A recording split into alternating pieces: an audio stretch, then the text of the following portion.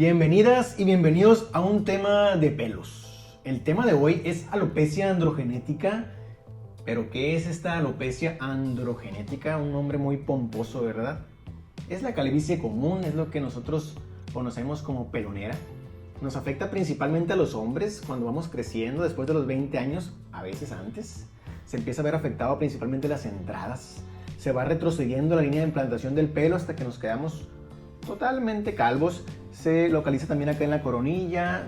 Y bueno, es lo que nosotros conocemos como calvicie común. También afecta a las mujeres. Fíjense que a mujeres se sigue un patrón un poquito distinto, más difuso.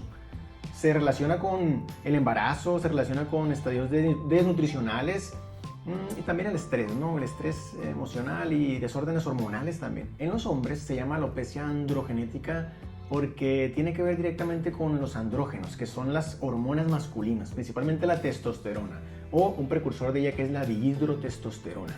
Entonces muchos de los tratamientos van a ir enfocados a bloquear la acción esta o a fortalecer la unidad o el folículo piloso, que es donde nace el pelo realmente. Es una capsulita que está dentro, que se miniaturiza, así se le llama, se hace pequeñita, se hace inmadura, entonces empieza a verse afectada por los andrógenos. Estas hormonas empiezan como a atacarla y no permiten que madure, no permiten que crezca. Sale el vellito, nunca se pierde como tal el folículo piloso, pero se vuelve muy ineficiente, por decirlo de algún modo, y nace el vellito, el cabellito, y se cae. Nace y se cae, de tal forma que nunca lo vemos, porque es cuando, si tú te fijas con una lupa en un paciente que está calvo, te fijas que los folículos, los pelitos ahí están, pero son unos vellos muy inmaduros porque la acción está de esta hormona muy fuerte que está muy relacionada con antecedentes genéticos. O sea, todos los pacientes que tienen este patrón van a tener ascendencia en sus antepasados, van a tener esta misma afectación. Por eso dice que sigue un patrón genético muy fuerte. ¿Cómo se diagnostica? La alopecia androgenética es un diagnóstico clínico. Durante la historia clínica del paciente se le interroga, se buscan antecedentes, como lo decía, familiares, y rara vez se va a requerir una biopsia, ¿no? Más bien es un diagnóstico diferencial. ¿Con qué se puede confundir una alopecia androgenética? Con una alopecia areata, que son esos parches que aparecen en la cabeza o en la barba también de algunos pacientes. Parches que se quedan sin cabello así espontáneamente, que tienen mucha relación con estadios de estrés emocional, cuando tiene el paciente mucha carga laboral muy fuerte, son empresarios, políticos, que andan en actividades que las hacen muy estresantes. Se ven parches en la cabeza que no es una alopecia androgenética, es una alopecia areata. Y en algunas situaciones se puede hacer una biopsia, pero yo en lo personal no las recomiendo, es muy clínico. Esto se tiene que a la vista, tú te das cuenta, ese paciente tiene alopecia androgenética, es muy característica. En mujeres, como les decía, sigue un patrón un poquito más difuso, no va a dejar a la paciente en general calva, sino que va a verse más difuso. De hecho, se le llama así, alopecia difusa en las mujeres, ¿no? Algo importante que hay que saber en cuanto al cabello es cuánto es lo normal que debemos de perder de cabellos al día. Se dice que más o menos de 100 a 150 cabellos es normal, no es nada de qué alarmarse. Eso es insignificante con la cantidad de folículos pilosos que tenemos en la cabeza y en general en el cuerpo. Las únicas áreas donde no tenemos folículos pilosos son las palmas de las manos, las plantas de los pies. Y saber que tiene un ciclo de crecimiento, un ciclo de transición y un ciclo estacionario ya de reposo, que se llaman fases anágena, catágena, telógena. Datos técnicos que no nos interesan mucho profundizar, pero hay estadios normales. Un cabello puede durar en una fase de crecimiento, que es la fase más larga, puede durar de 2 hasta 7 años creciendo.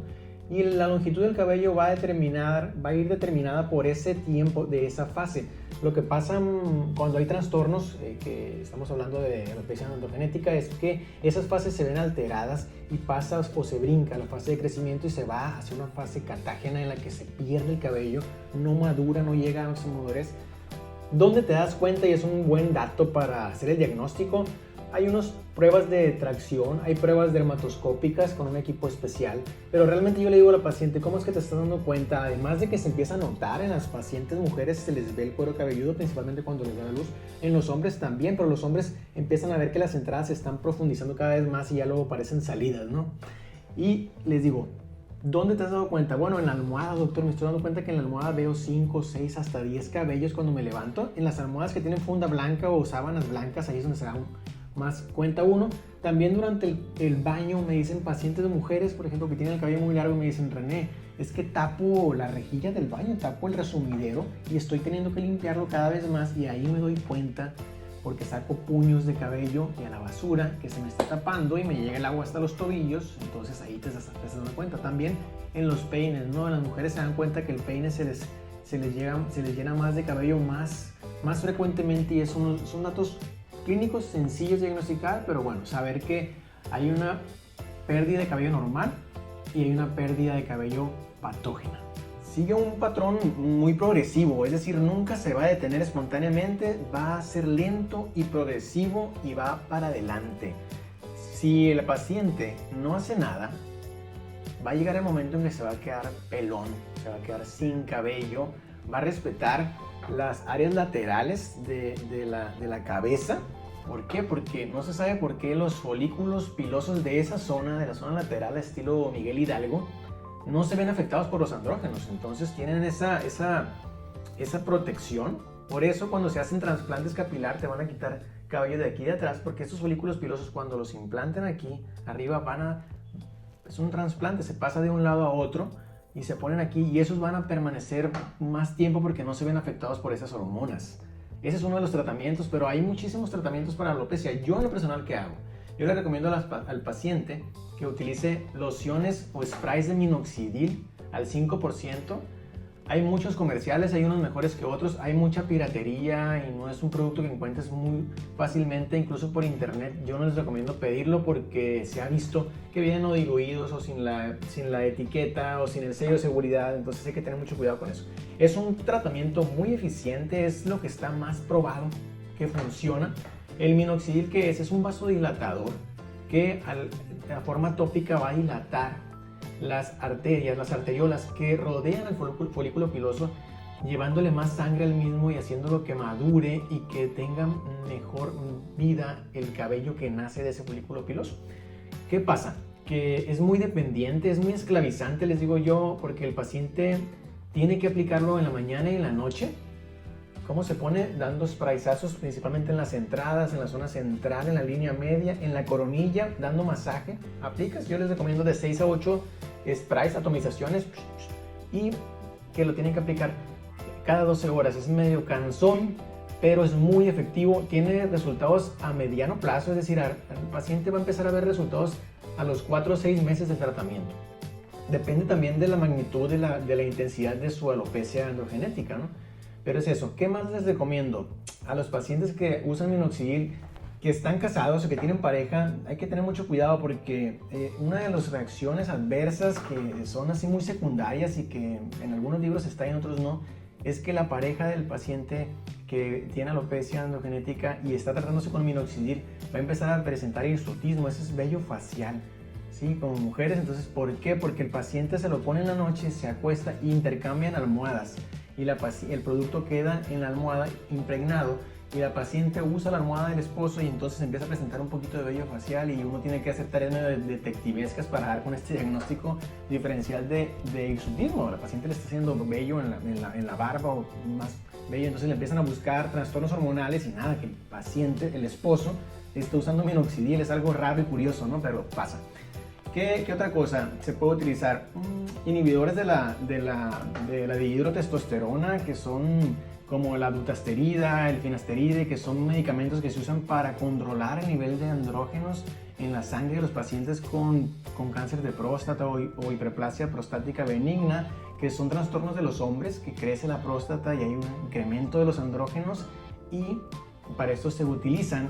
Pero se han dado cuenta que cuando suprimes el eje hormonal androgénico, mejora también la alopecia androgenética, porque casi no hay, suprimes la dihidrotestosterona, ¿no? De una forma química.